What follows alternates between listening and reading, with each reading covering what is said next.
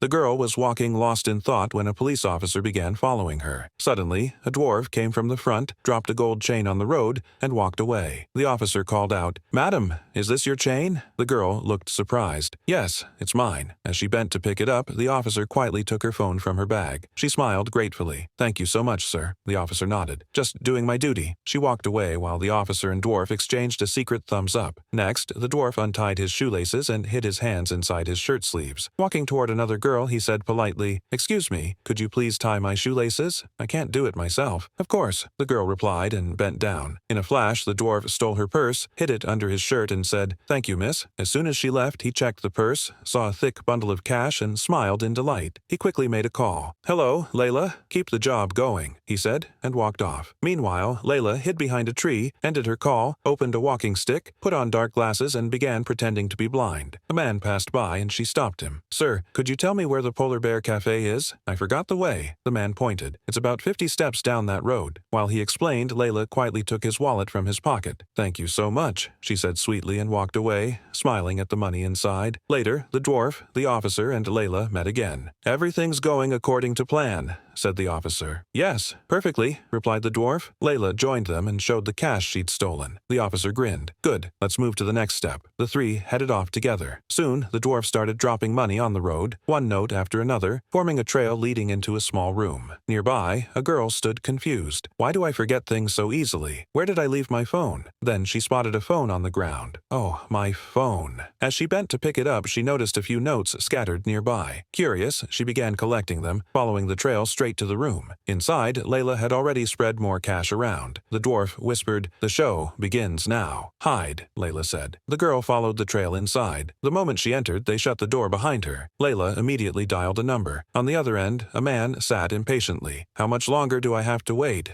he muttered. His phone rang. Layla's voice said, "It's time." He smirked. Finally, Layla said, "The target is in position." The man laughed. "Perfect shot," she replied. "Now you just need to come." He nodded. "I knew I could trust you." Moments later, the man known as the boss arrived. Layla smiled. "Your job's done. The package is inside." "Excellent," the boss said. "So the package is here. Where's my payment?" Layla asked. The boss handed her a bundle of cash. "You know, I always keep my word," the officer added. "If you ever need us again, you know where to find us." The three of them left. After they were gone, the boss rubbed his hands. "Finally, what I wanted is inside." Inside the locked room, the girl banged on the door. "Please let me out." The boss slowly opened the door and stepped in. "Don't worry," he said softly. "I'll take care of you." "Stay away from me," she shouted. He stepped closer. After all these years, she grabbed a stick to hit him, but he caught her hand and pushed it aside. "Please don't hurt me," she cried. He suddenly hugged her. She froze. "Who are you?" she whispered.